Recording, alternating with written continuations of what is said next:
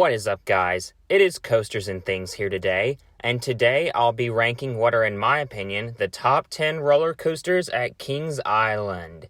Kings Island is a Cedar Fair park located in Mason, Ohio, just outside of Cincinnati, and they currently have 14 roller coasters as of 2021.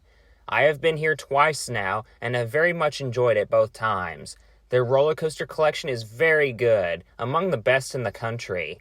I am real quickly going to give honorable mentions to the 4 coasters that missed the cut.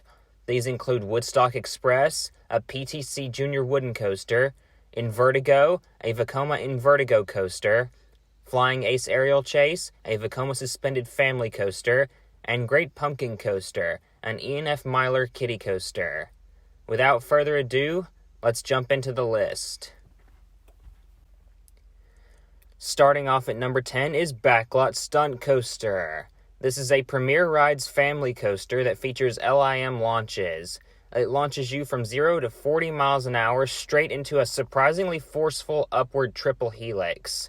You travel through and past theming from movie sets. The whole theme with this coaster is stunts from a movie set like in the big action movies. It used to be called Italian Job Stunt Track back when it was Paramount's Kings Island.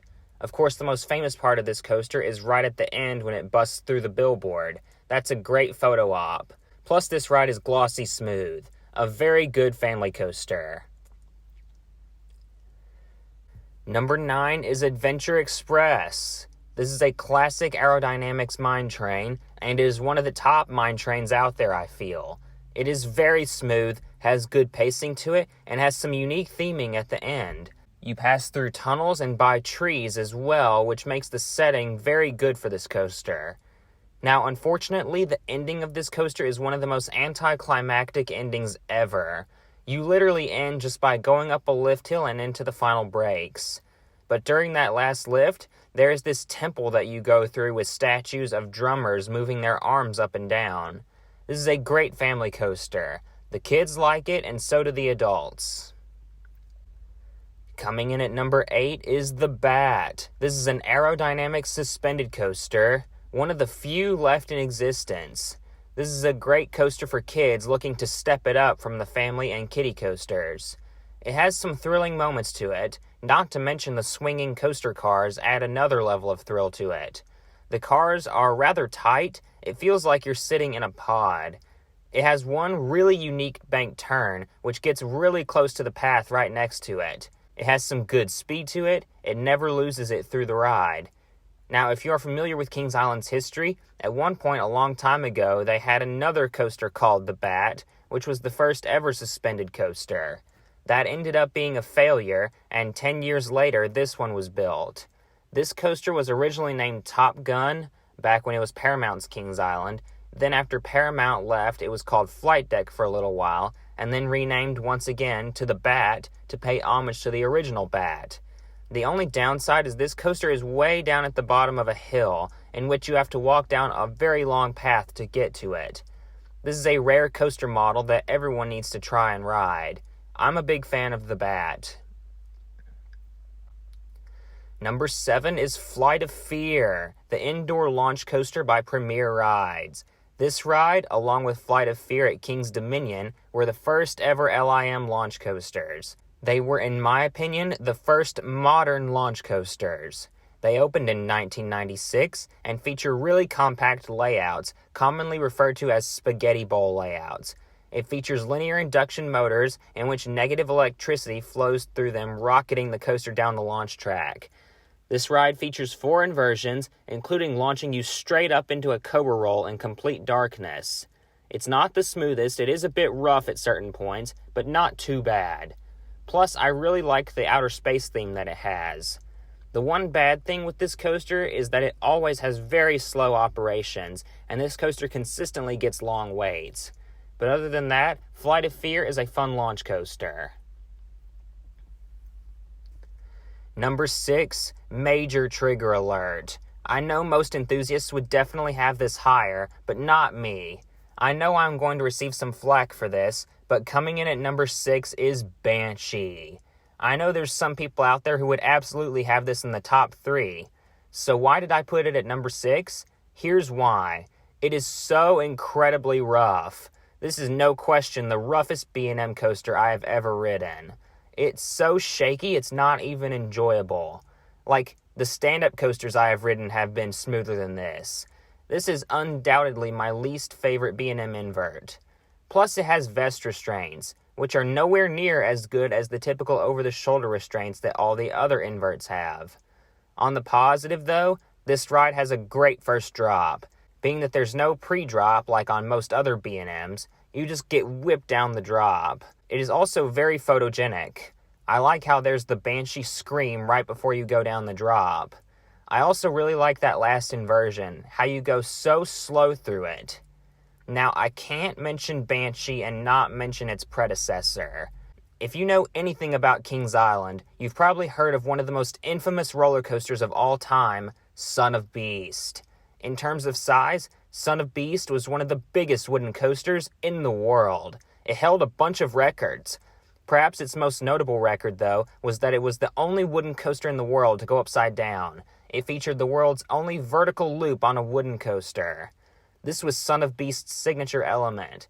Unfortunately, the coaster was not built well and was known for being so unbearably rough. 2 different accidents occurred on Son of Beast in 2006 and 2009, resulting in a total of 28 people getting injured and having to go to the hospital over those 2 accidents. Ultimately, after the second accident, Son of Beast was closed forever and eventually torn down. Banshee took that coaster's place after it was torn down, and the whole theme with Banshee is that after Son of Beast left, now a Banshee haunts the land that it formerly occupied. There's even a tombstone with an eternal flame in Banshee's queue line honoring the former record-breaking wooden coaster that once stood in its place.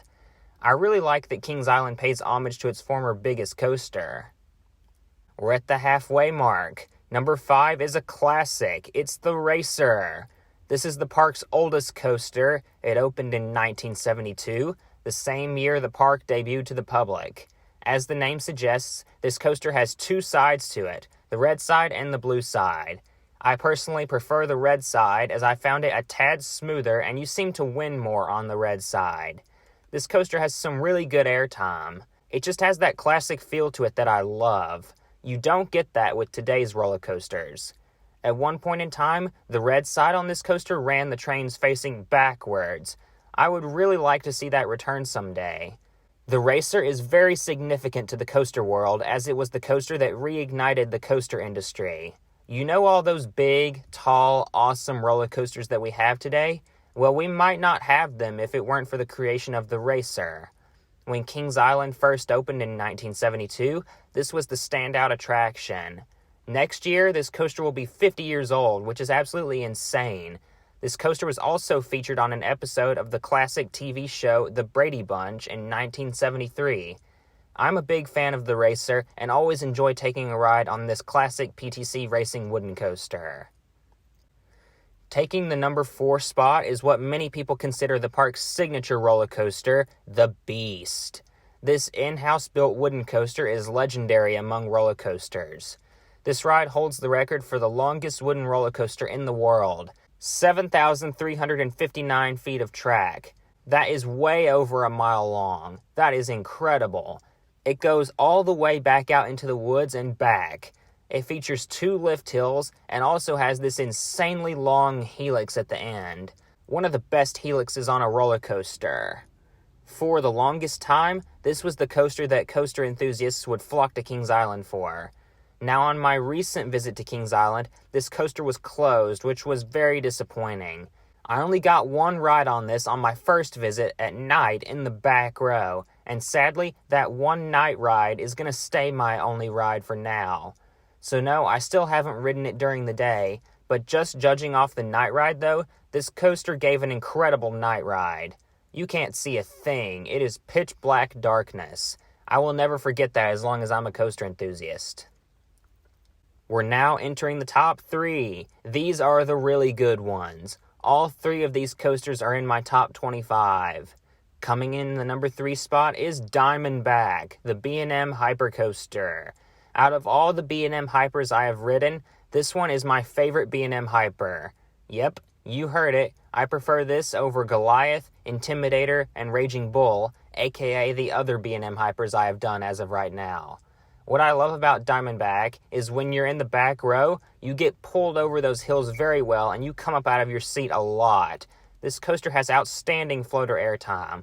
Plus it has that awesome splashdown at the end, which is a great visual spectacle for guests. If you sit in the back row, you can try reaching out and you can just barely feel the water hitting your hand. It does have a slight rattle to it, but not enough to take away from how great of a hypercoaster this is.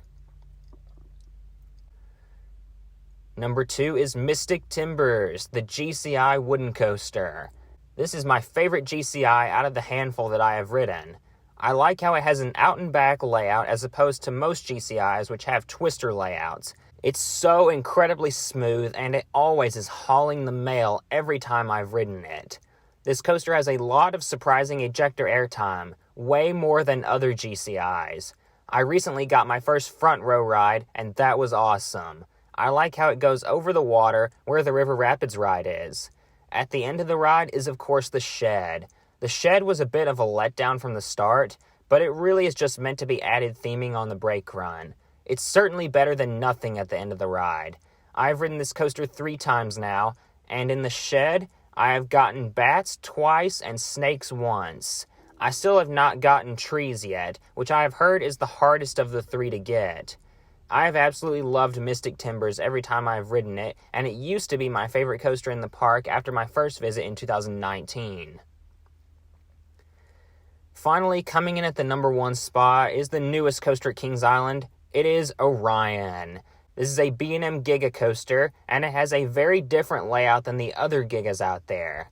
This was my 3rd Giga coaster, and compared to Fury 325 and Millennium Force, it is not as low to the ground as the other 2.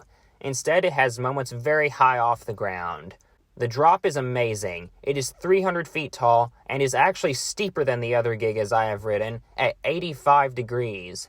The drop feels like you're falling into a bottomless pit. It just keeps on going. I really like the huge wave turn that it has right after the drop. My favorite element on Orion is the speed hill right after the turnaround. You get some good airtime here. You also have an upward helix named Orion's Belt, and then a couple more airtime moments. You're flying at 91 miles an hour, and this was also the first time I got to ride a Giga coaster in the very front row. You just get all that wind in your face, and it's amazing. Orion was also my 200th roller coaster, and I was very happy to make the newest Giga coaster one of my milestone coasters. It is very smooth, has some really unique elements, and is a great standout attraction at Kings Island. What is your favorite coaster at Kings Island? How much did you agree with this list? How much did you disagree? You can let me know all that down below. Thank you very much for watching. Please like, comment, and subscribe. And this is Coasters and Things signing out.